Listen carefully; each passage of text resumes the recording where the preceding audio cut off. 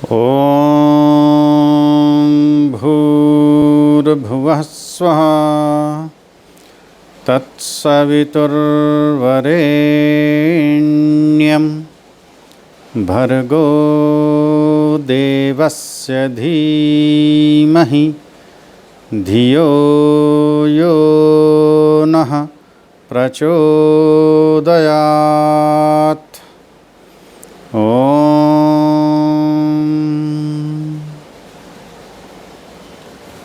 सभी को नमस्ते जी।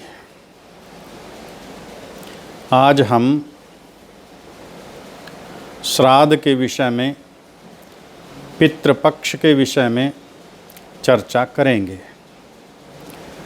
जैसा कि आप सभी जानते हैं कि अब पितृपक्ष चल रहा है, श्राद्ध पक्ष चल रहा है। हमारे सभी सनातनी परिवारों में न जाने कहाँ से कब से यह परंपरा चल पड़ी है कि आश्विन मास के कृष्ण पक्ष के ये 15 दिन पितृपक्ष के रूप में मनाए जाते हैं, श्राद्ध पक्ष के रूप में मनाए जाते हैं।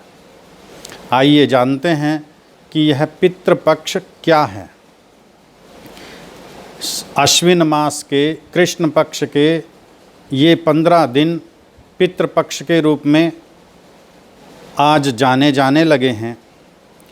इन 15 दिनों में हमारे मृतक जितने भी पूर्वज हैं उन सब के प्रति भावना प्रकट करते हुए उनके लिए भोजन आदि बनाया जाता है और उस भोजन को पक्षियों के माध्यम से, पशुओं के माध्यम से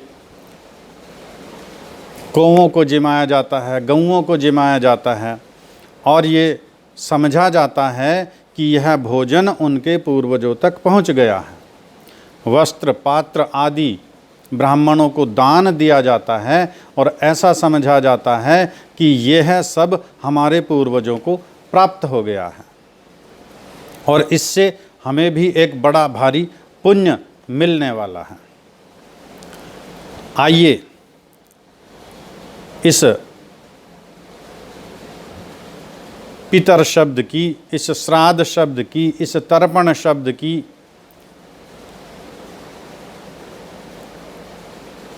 व्याख्या को जानते हैं, इसके अर्थ को जानते हैं। इन शब्दों का क्या अर्थ है और क्या वास्तव में पूर्वजों के नाम से दान कर देने से, वस्तुएं दान कर देने से, पक्षियों को भोजन खिलाने से, पशुओं को भोजन खिलाने से क्या यह भोजन, क्या यह वस्त्र, क्या यह पात्र उन हमारे पूर्वजों तक पहुंच जाता है। आइए हम सब मिलकर इस पर विचार करते हैं, चर्चा करते हैं। हम सब मनुष्य हैं और मनुष्य तर्कशील को कहा जाता है, विवेकशील को कहा जाता है, विचारशील को कहा जाता है। जो प्रत्येक कार्य को विचारपूर्वक करता है, तर्कपूर्वक करता है, वही मनुष्य कहलाता है। और जो तर्कहीन होकर, जो विवेकहीन होकर, जो विचारहीन होकर कार्य करता है वह मनुष्य कहलाने का अधिकारी नहीं।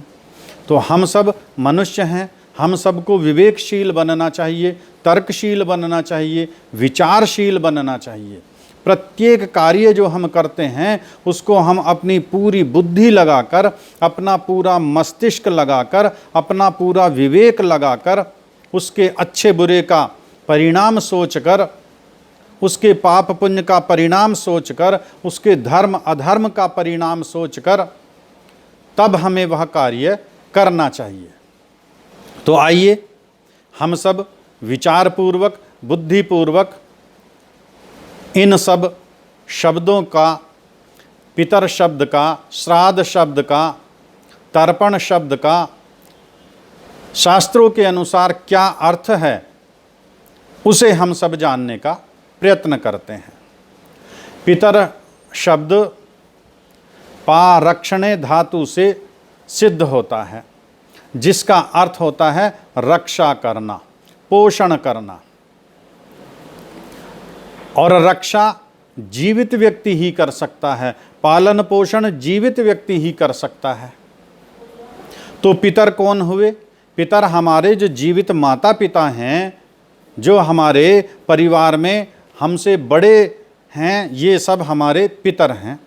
बड़ा भाई है, बड़ी बहन है, माता पिता, चाचा चाची, ताऊ ताई, दादा दादी, अन्य जो भी परिवार के बड़े हैं, ये सब हमारे पितर हैं। ये सब हमारी रक्षा करते हैं, इसलिए इन्हें पितर कहा जाता है। अब पितरों के प्रति जो श्राद्ध और तर्पण की व्यवस्था है, यह श्राद्ध और तर्पण क्या है, इस पर विचार करते हैं।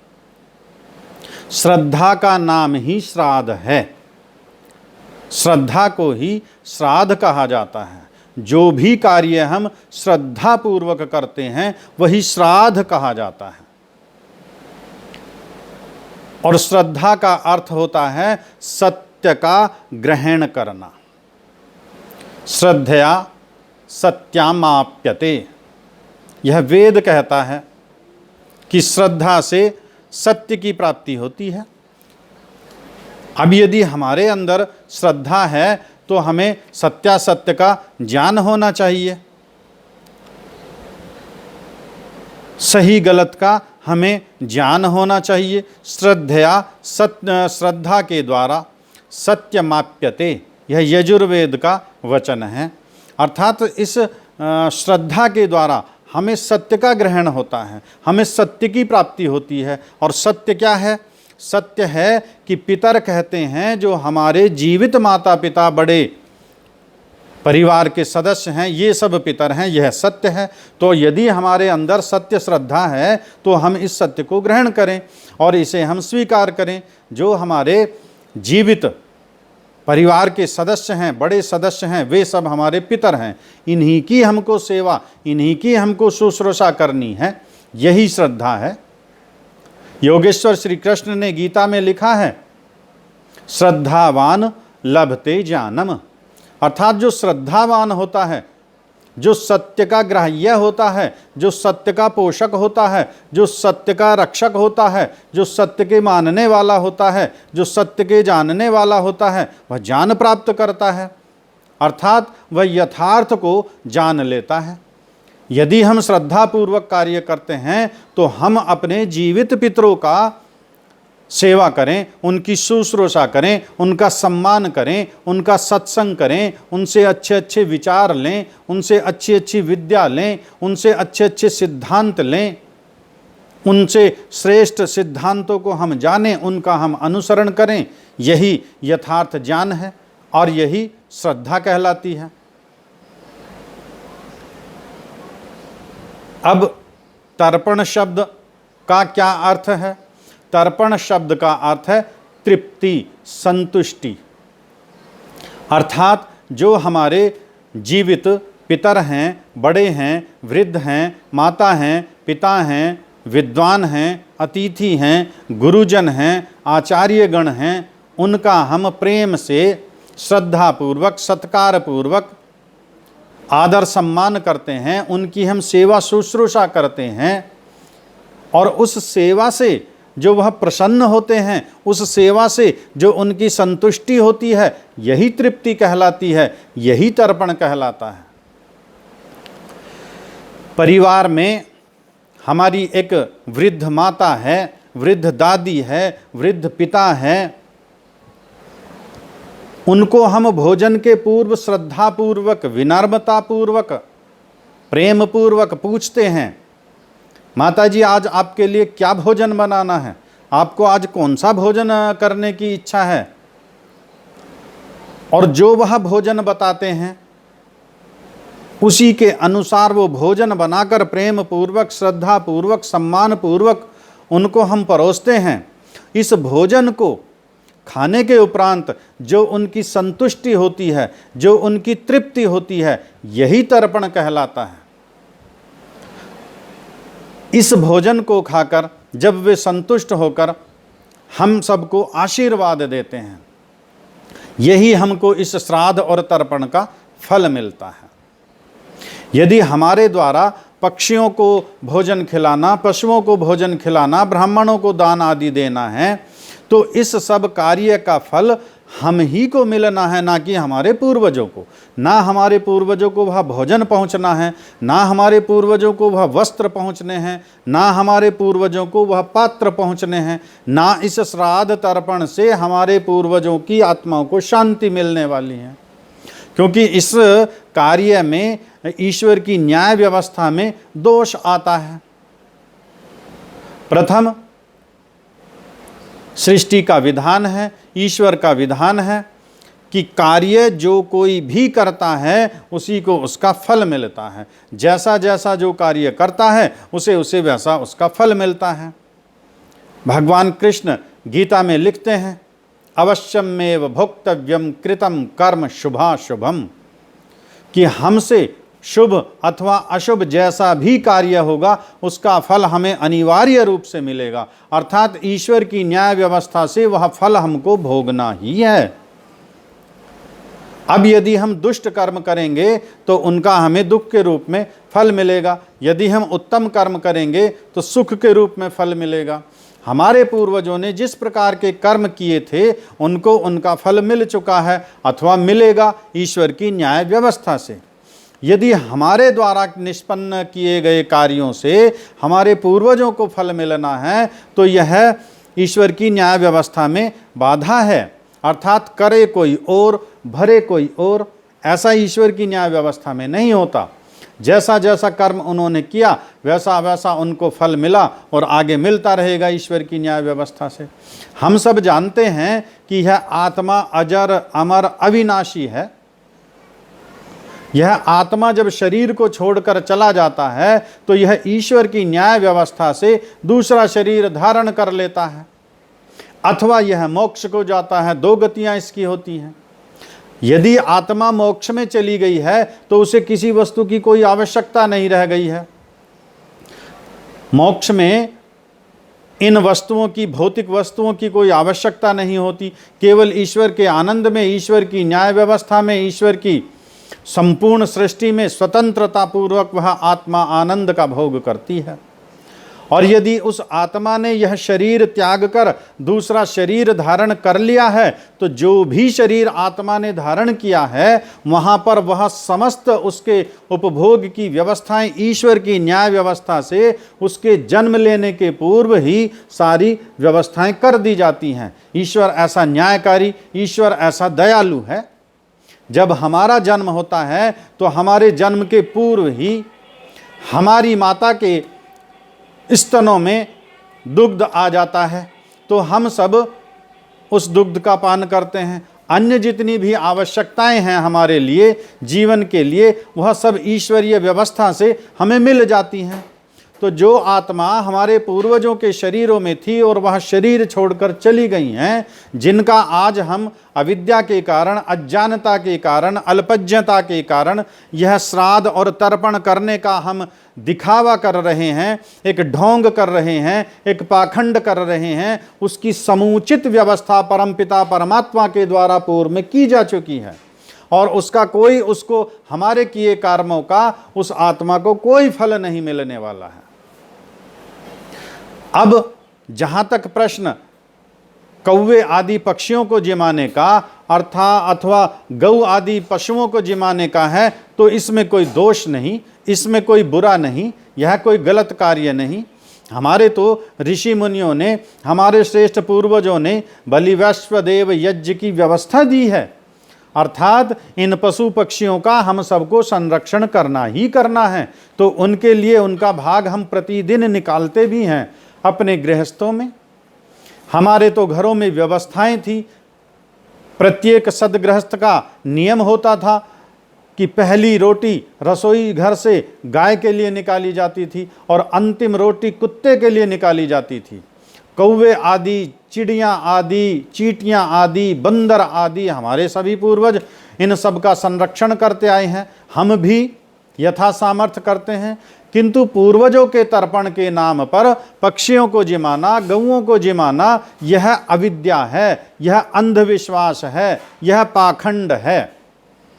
आप सब अपने चारों ओर दृष्टि दौड़ा करके देखिए, ऐसे आपको इसी समाज में अनेकों उदाहरण मिल जाएंगे जिनके माता पिता शैयाओं पर पड़े हुए करहाते रहे हैं और उनको समय पर भोजन नहीं दिया गया है। उनके वस्त्रों में, उनके शरीरों में दुर्गंध उठ गई है और उनके परिवार वाले उनके समीप नहीं जाते हैं। वो चारपाई पर पड़े, उस दुर्गंध में पड़े करहा रहे हैं, पीड़ित हैं। और जब वो शरीर त्याग कर जा चुके हैं, आज वही उनके परिवार वाले हलवा पूरी आदि बनाकर उनका श्राद्ध कर रहे हैं, उनका तर्पण कर रहे हैं। जिसने जीवित माता पिता की सेवा शुश्रूषा नहीं की है, क्या श्राद्ध करने से उनकी आत्माओं को शांति मिल सकती है?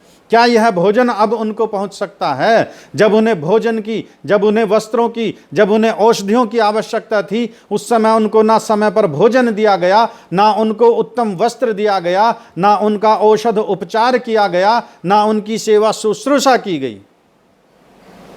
आज कौन सा हम तर्पण कर रहे हैं?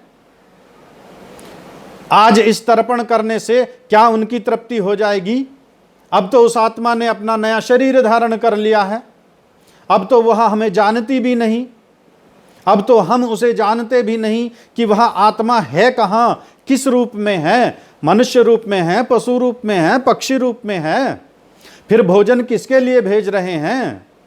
फिर वस्त्रों का दान किसके लिए कर रहे हैं? दान देना भी गलत नहीं है, दान देना भी बुरा नहीं है, उत्तम कार्य है, श्रेष्ठ कार्य है। जिसे आवश्यकता हो, जो पात्र हो, उसको दान हम अपने सामर्थ्य से अवश्य दें, लेकिन इस दान को हम अपने पूर्वजों की आत्मा के साथ ना जोड़ें, इस दान को हम अविद्या के साथ ना जोड़ें, इस दान को हम अंधविश्वास के साथ ना जोड़ें। जहां वेद विद्या का प्रचार होता है, जहां राष्ट्र का निर्माण होता है, वहां हम दान अवश्य दें।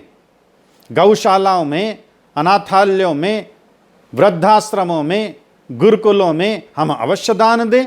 जहाँ से राष्ट्र का उद्धार होता है, जहाँ वेद विद्या का प्रचार प्रसार होता है, जहाँ सत्य सिद्धांतों का प्रचार प्रसार होता है, ऐसे स्थानों पर हमें दान अवश्य देना चाहिए ताकि इस वेद विद्या का पोषण हो सके। तो इस सत्य को, इस श्रद्धा को, इस पितर शब्दों को हमने भली भांति जान लिया। तो आइए हम सब इस पितर पक्ष में यह संकल्प लें कि हम सत्य का ही ग्रहण करें, हम सत्य को ही जानें, हम सत्य को ही मानें, हम सत्य ही कार्य करें, श्रद्धापूर्वक कार्य हम करें, लेकिन हम सत्य का अनुकरण करते रहें, हम सत्य का ही अनुकरण करते रहें, हम सत्य को कभी छोड़ें ना।